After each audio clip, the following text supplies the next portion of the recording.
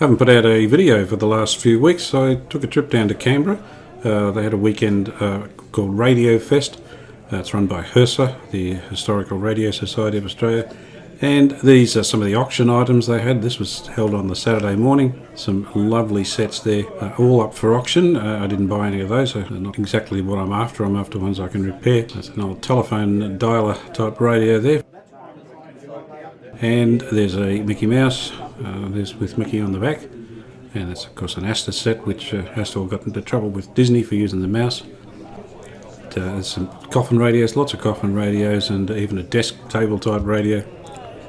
Now, Sunday was market day, and enthusiasts could set up tables and sell out all their the gear that they no longer need, or for whatever reason. Lots of spare parts, which is what I was after. Bought some chassis and things like that were no good to anybody except for parts. My wife stayed with me for, she said, it was 5 hours, seemed like about 10 minutes, but I kept running around and finding stuff every time we did a couple of circuits. I'd find some new stuff that I'd missed. There's some display radios that people have already restored, and as I say, lots of spare parts, emblems.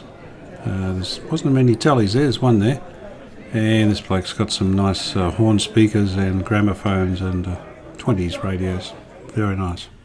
On my way back from Radio Fest, I picked up this radio from a gentleman in one of the towns in northern New South Wales.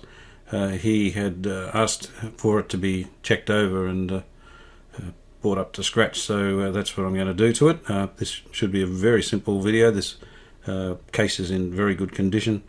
I believe it's a 1947 Kriesler. It's a model 11-7. This one's got shortwave tuning. It's got a tone position switch, not a pot, and volume control. Now, the volume control's loose. There's something wrong there, and I thought it had an on-off switch on these. So I'm not sure what's happened there. Maybe that's been replaced and at some point. These radios do have a bit of an issue with this tortoiseshell grill that shrinks and starts to bend away. It looks pretty awful. But this one's pretty good. So may have some little cracks in it. No, it looks pretty good actually. One of the features of Kriesler, or their advertising jargon, was that it's a triple throat, and that meant that it had 3 outlets for the sound. So this speaker in here is mounted on an angle, and the sound comes out here at the top, and then there's a grill at the back to let the sound out. There was their triple throat. Another little angle that Kriesler had was they supplied the retailer with seals. They could seal off the radio somehow, and over one of the access screws, I suppose, and they could tell if it had been tampered with under warranty. And they advertised that to the retailers as a sealed radio.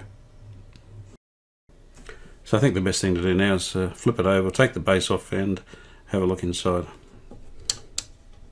So this design was fairly common for Kriesler at the time.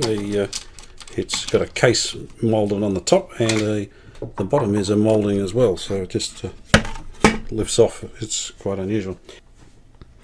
Alright, let's have a look at this volume control for one. It's not loose. It has been soldered together, so the switch parts failed.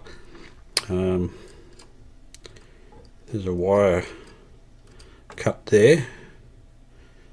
Not sure what that's about. Hello, we've got a couple of diodes for a rectifier, so the rectifier's been taken out. So someone's done a bit of work in here. I hope that's not going to make this too difficult. This looks like it's been nibbled at by mice, but I don't know how mice would get in there. It's a pretty well sealed set.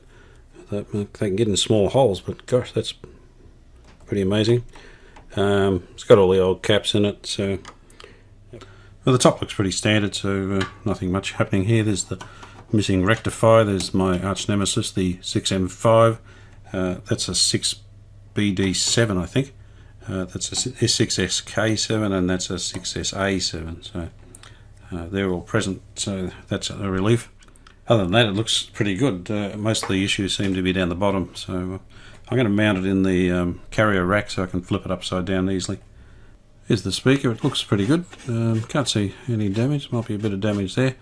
The thing is that little filters are missing off the voice coil there and allowed a load of rubbish to get inside, so I'm going to have to try and clean that out. That was missing.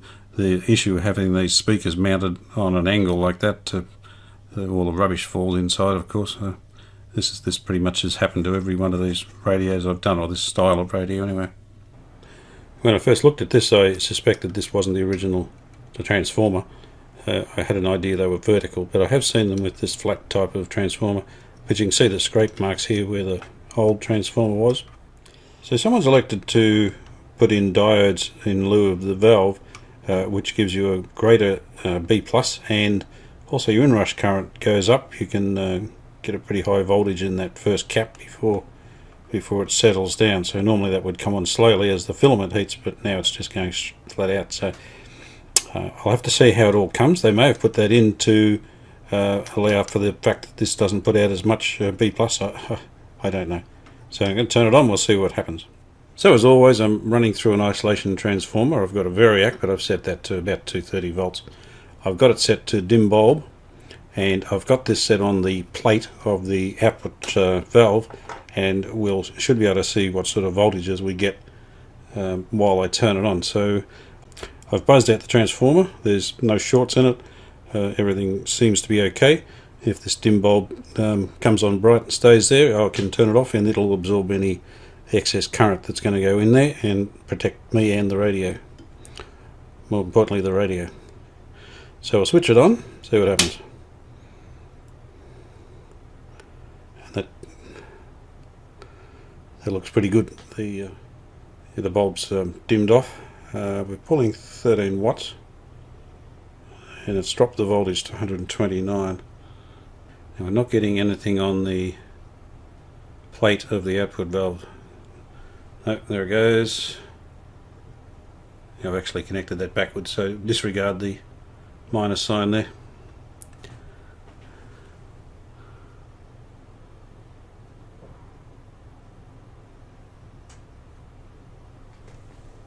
It's only got 11 volts here, that seems a bit weird.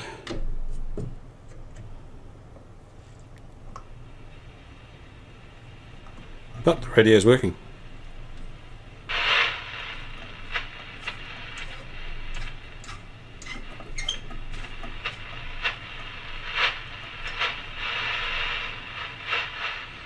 Not getting much there. It might be on shortwave. Hang on. There you go. At 970, honey LICs at 360.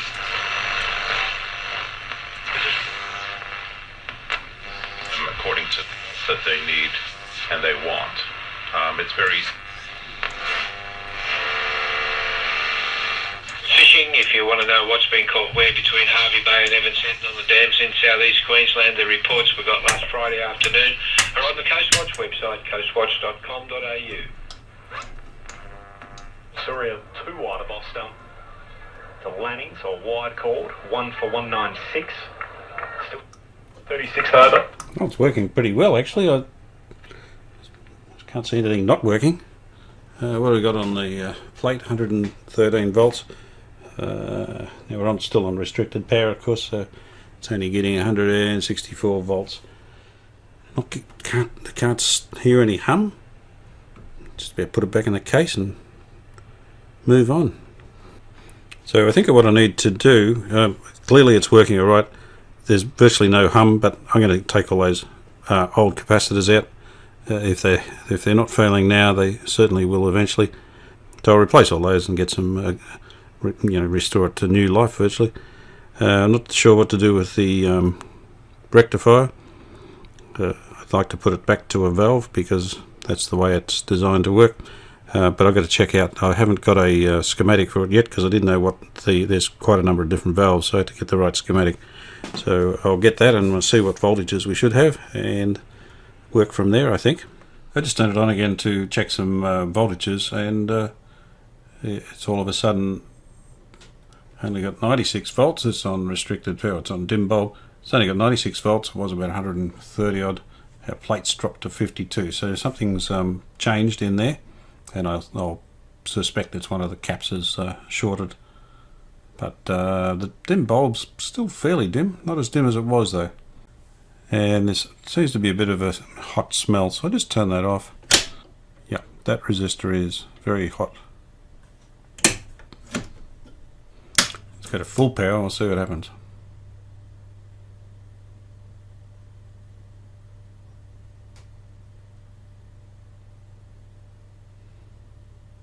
So we're pulling 72 watts. There's something definitely going on there.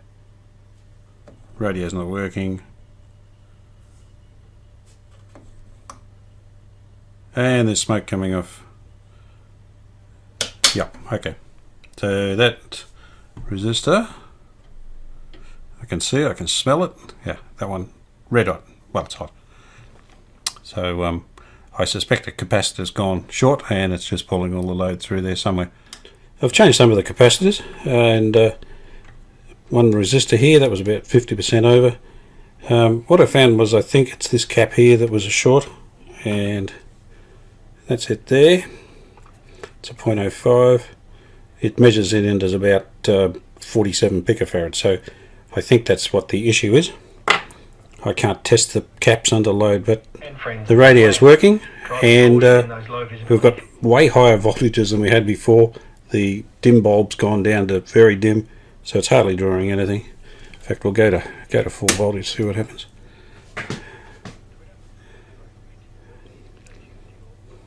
Station, local ABC, or you can visit the... So the radio sounding great. 27 watts there, which is almost a bit low, you would think. Anyway, it's working. I think that was the issue. I'm going to change all these other caps because there's no reason they won't go as well. That cap, by the way, that's B plus on one side and ground on the other, so it was leaking B plus right straight to ground. So far so good. I finished changing all the caps. All went well. I've just powered it up. It's on full power. I'm just going to check some voltages before I go much further.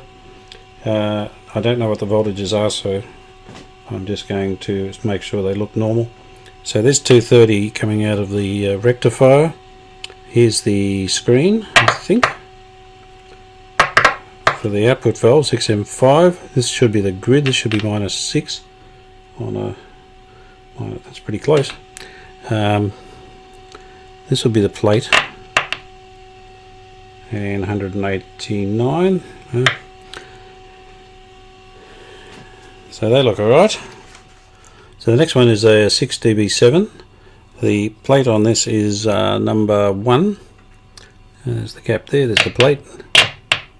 So I'd expect about 172. The only other thing we can check on that is the grid. Number 2, that one there. And should be, it's -2.5. Good. The next one is the IF amp. And its plate is this one here, I think. And what have we got there? 203. That's good. The screen's number 6, which is that one there. What have we got there? 52. Yeah, maybe a little bit higher than that, perhaps would have been nice. And grid 1's number 4. Must be that one there. It's coming off the can. We've got there. We should have a -2.2. That's terrific. The voltages are really good. Yeah, the last one is the mixer here. We can't. It's a bit hard to see with my plate in the way here, but I can still do it, I think. The plate's number 3 on this one. 1, 2, and gee willy, and 23 volts. Lovely. So number 5 is the grid. 1, 2, 3, 4, 5. Should be that one. So we've got -3. Perfect. And we've got 42, 43 volts on grids 2 and 4. Not sure if I think that's probably about right. Alright, I'm happy with all that. Might look up that last one, just make sure that's about the right value. Just want to investigate that mixer valve low voltage on grids 2 and 4. It's only reading about 40 volts, and I would have thought it should have been, well, closer to 80 or something like that. I don't think I'll ever get to 80. I think the B plus is low on this due to the transformer being replaced. So if I can get it up somewhere closer to 80, I'd be much happier. So here's B plus coming in here. That should be, it's about 200 volts. Yeah, 202. The only thing between that and the valve is this resistor. It's a 30K. There's also a mica going off there to the shortwave antenna coil. There's no DC on that side, so I think that's okay. So what I'm going to do is take that resistor out and see if we can put a different size one in, probably 27 because there's no 30 anymore. I've put the new resistor in there. We'll see what we get now. I'm not expecting too much out of this, maybe like another 15 volts or something. 58. Okay, so 20 odd volts increase. So that'll have to do. Everything else is perfect. All the other voltages are what you would expect. And the valve's okay. This capacitor's not leaking. The radio's working very, very well. So I've just raised that a bit. So I'm quite happy now. All right, time to do a quick alignment. I've got my signal generator on 455, which is the IF frequency of this radio.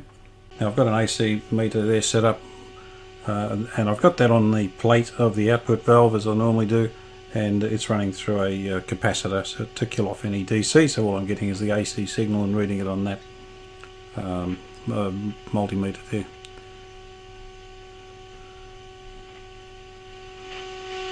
So I'll just turn it up full. And it's a little bit off, it's running around the 450 mark.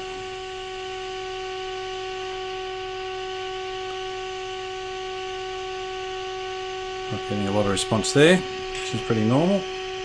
I'll just adjust the second IF can transformer.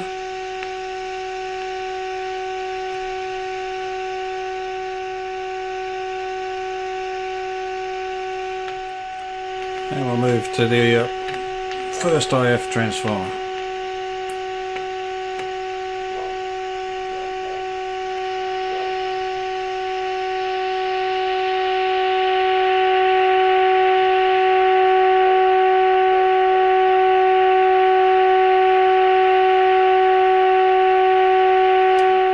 I've just turned down the generator, it was getting a bit loud. Now these have never been adjusted, so give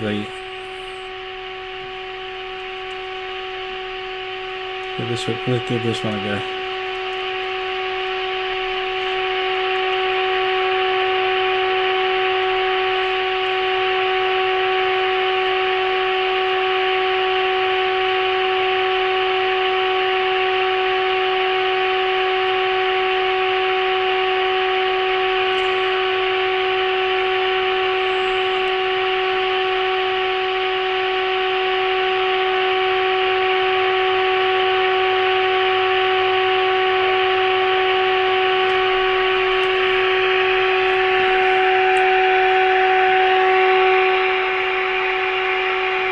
So I'm just going to recheck those.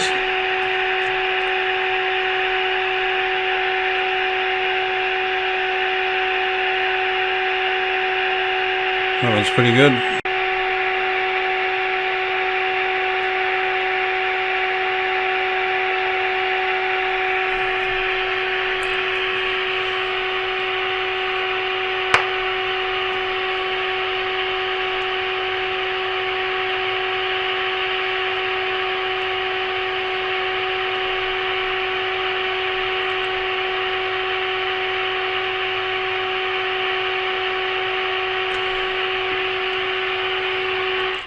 Okay, I'm happy with that.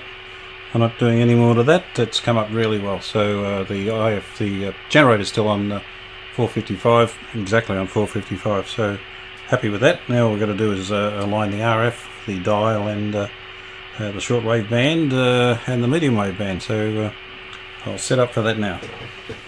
Time to do the RF alignment. This one's a bit tricky for me. I haven't got any documentation to do it, so I'm winging this. What I have, I traced out the antenna coil and the shortwave and oscillator coils and all that, and I believe that's the shortwave antenna coil, that's the shortwave oscillator coil, that one is the BC or the broadcast band antenna coil, and that's the main oscillator or the medium wave oscillator. And there's three trimmers, and that's the it should be the broadcast band antenna. That one is the shortwave band antenna, and that'll be the shortwave oscillator trimmer. And on the top we've got two slugs here. This one's the oscillator and this is the antenna slug coil. So we'll adjust those in a second. Now, first things first, I've got to run down the, let's turn that down, run down and just to check the pointer alignment. And I don't know if you can see it, I'm looking at it directly and it's spot on. I'm then going to go to 600 Hertz and keep in mind I'm making this up. And I'll just set the signal generator. I'm just turning the signal generator knob here. We'll set it to 600. That's good enough. So I'm just going to adjust the oscillator coil with the slug, and we should be able to move that.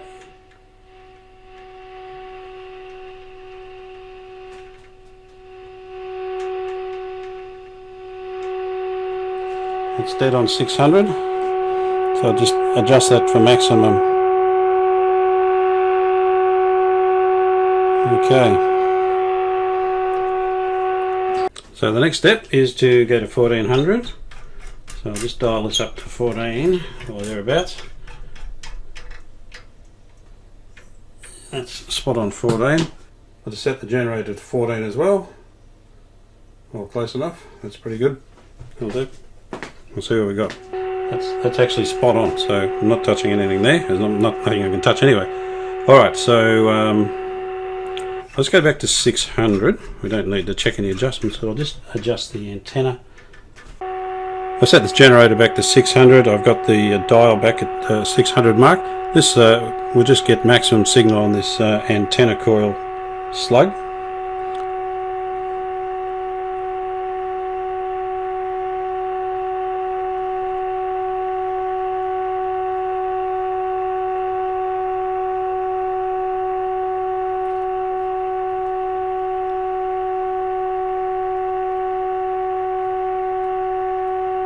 I reckon that's about it. So I've got it back on 1400 and I've got the dial on 1400. This is the antenna slug. We'll just go for maximum signal on this. Sorry, this is the antenna trimmer.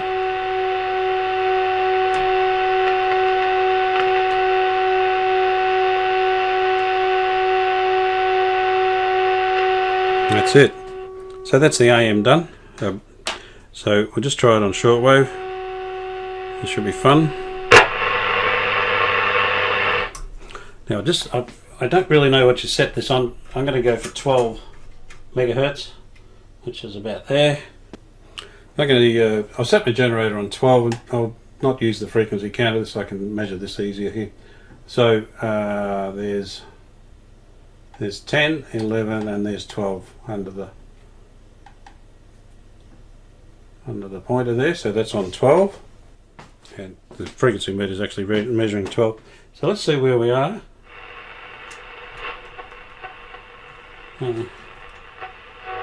Wow, that's right on. Well, if we were going to adjust it, that's the oscillator for the shortwave. So now this is the trimmer for the shortwave. So we just need to adjust this for maximum signal.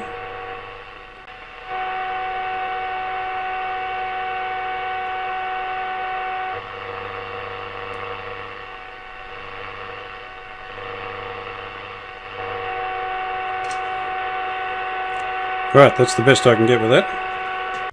So that's it, all done. Now just see where we are as far as tuning is concerned. Portable laundry service who don't have enough clean water for their base. That's 4QR. Now that's station to move, so that never lines up. 4KQ is the next one.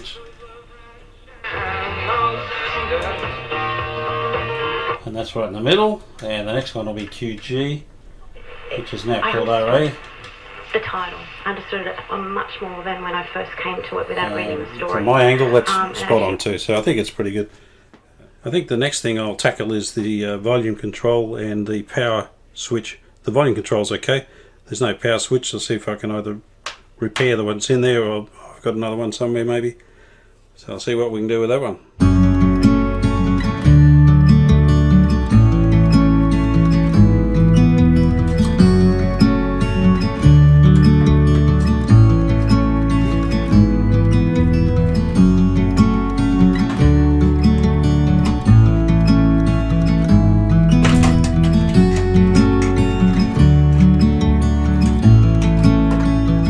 Alright, let's have a look.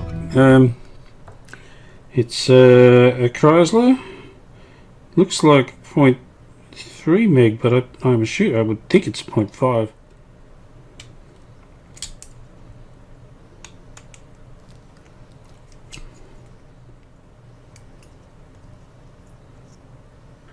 So there's the problem, the little leg's bent. It's actually broken off. It's not broken now, it will be when I straighten it. What to do? Let's see what we've got in the spare parts. Actually, we'll see what this is. We'll check this. They've got it on ohms. Oops. And we've got 0.466, so I guess it's 5. This is the same model, but it's got totally different valves in it. But there's the volume pot there. 173. 173 is half a meg. So look at this one here. It says looks like 500 M a log, and I thought, okay, that's great. That'll be 5.5 of a meg, but when I measured it, it's 0.9, so it's gone high. I don't know, so I'm not sure whether it's any good or not if it's doing that. Now if it's a 1 meg, it's okay. I'll just stick a 1 meg resistor across the resistance inside, and that should roughly equal 500 K. So I'm a bit dubious about this one. I do have another one that's also a meg, but it's linear, so I'm not sure about using that. I can add another resistor again. I'd have to add a resistor from 1 meg to bring it down to 500, and then another from the center tap to the one of the outer legs to try and make it log. I can try doing that, I suppose. So this is the pot and switch that I've got. It's a 1 meg, but I can put a 1 meg resistor across, as I said before. But it's a B, so I assumed that to be linear. When I looked up the specifications for this, it says it's log. So I don't know why it's a B, and I always thought A was log and B was linear, but anyway. So there's only one way to find out. We'll check it on the meter.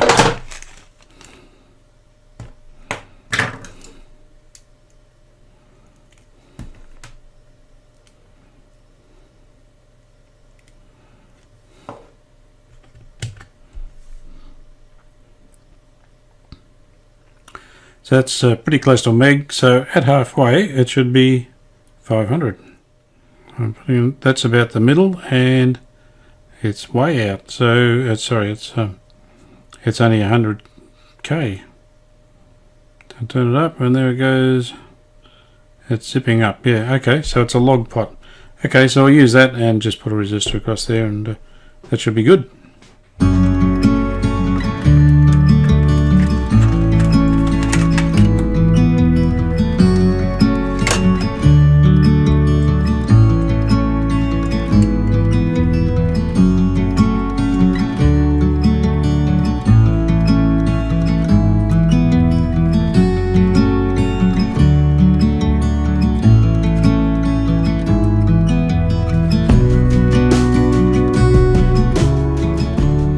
Okay, the moment of truth, we'll try it out.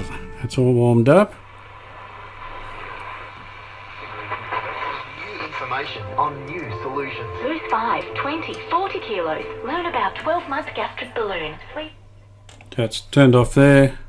That could change your world. Register for this Saturday, October 12 from 10:30 a.m. Coronation Drive, Milton. WL. Yeah, it's definitely log. Well, that's working well. I'm a qualified health practitioner. Great clap. Yep, no, that's perfect. Together, and when you have planets that are closer together, they disturb the potential orbits for moons. Right. For example, you could say, well, wait a minute, Jupiter is something like, let's see, how many times? I gotta say, it sounds really good. It's a good sounding radio. I just wired those together again. It's got to have a new cord put on it, so I didn't get carried away with that yet. So that'll be in the future. We'll put a new cord on it. I think that's about it for this. I'll get stuck into the case now, I think. As I looked at before, this speaker's missing its little dust cap here. I'm going to try and cut a new one out of felt and clean all this up, and I'll glue that up. I'll have to try and get all that dust and dirt that's in there out of here. I can probably use a brush and a vacuum or something. One of the things that gets into these speakers and chews away at the cardboard is these little bugs. And we used to call them slaters. I don't know, can't make out much from that, but they get in there and just sit there and eat and that's what happened to this capacitor. When I pulled it out, these little slaters had been eating at it. I thought it was a mouse, but it wasn't. So there's one little body sitting there, so he was very close to start to chew up on this thing, so we're pretty lucky there. So I'm going to try and make a little dust cap. I usually use a bit of black felt, and I have trouble cutting a nice round circle. So what I've tried to do here, I've put some masking tape underneath this black felt here, and I've got my circle cutter here, and we'll see if I can cut it out. The thing is, the felt's going to want to move, but anyway, so here we go.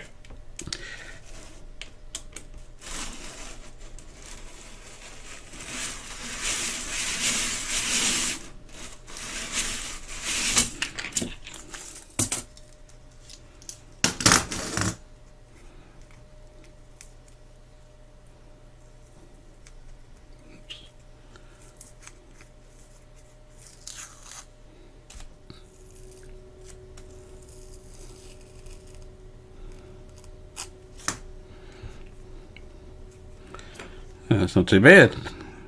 That should just sit in there like that. Well, like that. There you go. That's not too bad. It's a bit better than doing it freehand, I guess. Another interesting thing is Kriesler provided little clips inside the radio to remove the wires for the speaker, so you can remove the speaker to work on it.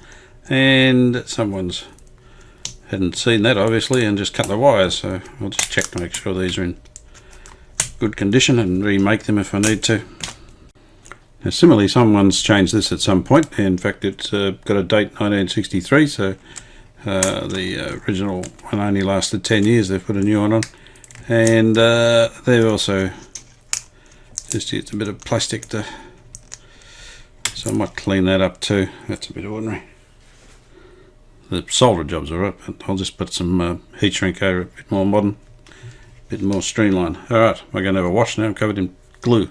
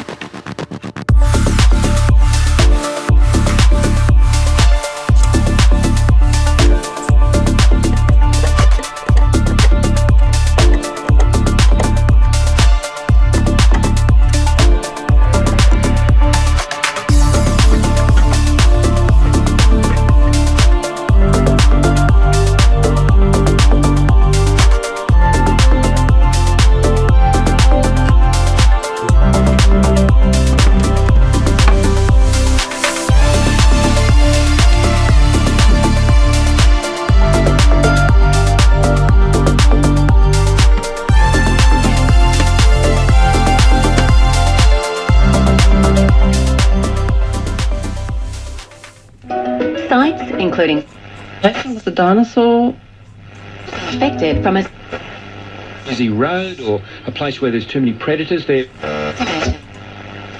All you need to know. Well, there it is, Kriesler 11-7 from about 53, it turns out, maybe 52. I originally said 47, but this one is quite a few models later. Same model number, but it's got a different suffix on the end, and this is about a Q, I think. It might even be later than that. So many changes through the years I assume as the valves became available and unavailable, they would just rearrange things and change some of the circuit to suit and put the valves in that they could get. Anyway, this one's working great. I'll box it up now and send it back to the owner, and hopefully he'll be happy with that and get many years of service out of it. Thank you so much for watching my videos, and I'm getting lots of comments and feedback and really appreciate it, and it's great interacting with people via the comments section. So if you've got any comments, please feel free to put them in there. Please subscribe if you feel you can, and I'll be back shortly with my next radio adventure. Cafe quality home espresso machines by leading European brands like ECM, Profitec, Rancilio and Bezera. The coffee machines